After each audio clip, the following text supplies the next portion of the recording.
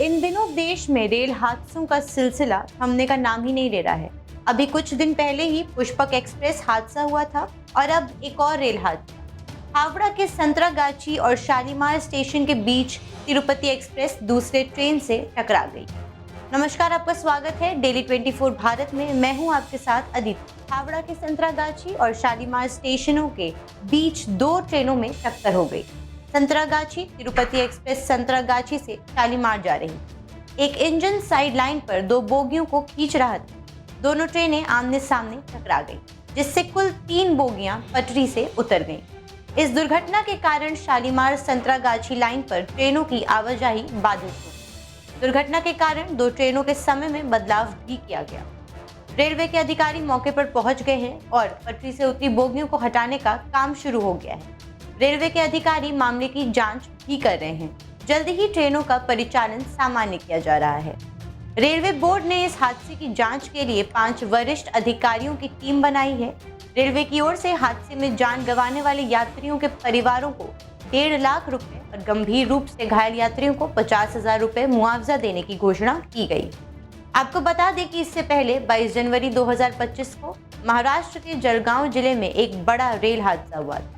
Pushpak express के break लगाते समय उसके पहियों से चिंगारियां निकलने लगी थी, जिससे यात्रियों को आग लगने का डर हुआ और अफरा तफरी मच गई। इस दौरान कुछ यात्री ट्रेन की चेन खींचकर पटरियों पर कूद पड़े और कुछ यात्री दूसरी दिशा में रेलवे ट्रैक पर कूद गए।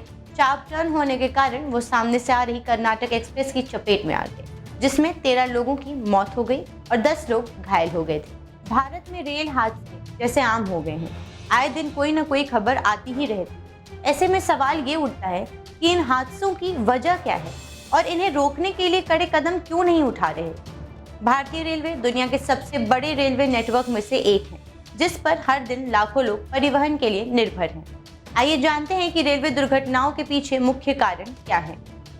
रेलवे अब संरचना, जिसमें पटरियां, पुल, ओवरहेड तार और रोलिंग स्टॉक शामिल है, अक्सर खराब रखरखाव, पुरानेपन, बर्बरता, तोड़फोड़ या प्राकृतिक आपदाओं के कारण दोषपूर्ण हो जाती है। अधिकांश बुनियादी ढांचे का निर्माण 19वीं और 20वीं शताब्दियों में हुआ था और बढ़ती मांग और आधुनिक मानकों को पूरा करने के लिए इन्हें उन्नत नहीं किया गया। रेलवे प्रणाली भी धन की कमी, भ्रष्टाचार और अकुशलता से ग्रस्त है, जो इसके विकास और रखरखाव में बाधा डालती है। इसके अलावा कई मार्गों पर 100% से अधिक क्षमता पर परिचालन हो रहा है, जिससे भीड़भाड़ और अधिक भार के कारण दुर्घटनाओं का खतरा बढ़ जाता है। दूसरा कारण है मानवीय गलतियां।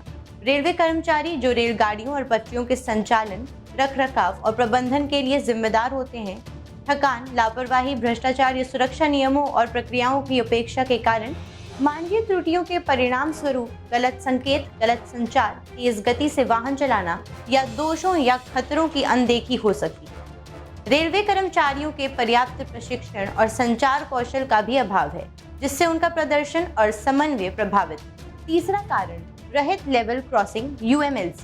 UMLC वो स्थान है जहां रेलवे ट्रैक बिना किसी अवरोध या यातायात को नियंत्रित करने वाले सिग्नल के एक दूसरे को काटते हैं। UMLC में दुर्घटनाओं का उच्च जोखिम होता है, क्योंकि वाहन या पैदल यात्री निकट आती हुई रेलगाड़ी को नहीं देख पाते या रेलगाड़ी के निकट आने पर पटरी पार करने का प्रयास करते हैं। और भी बहुत से कारण हैं। अब अगला सवाल ये है कि भारत में सुरक्षा बढ़ाने के लिए क्या किया जाना चाहिए।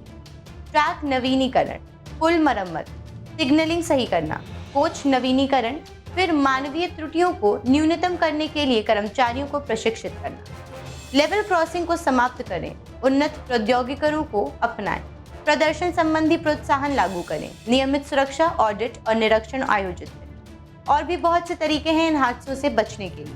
सबसे बड़ा कारण इन रेल दुर्घटनाओं का है ट्रेन का पटरी से उतरना।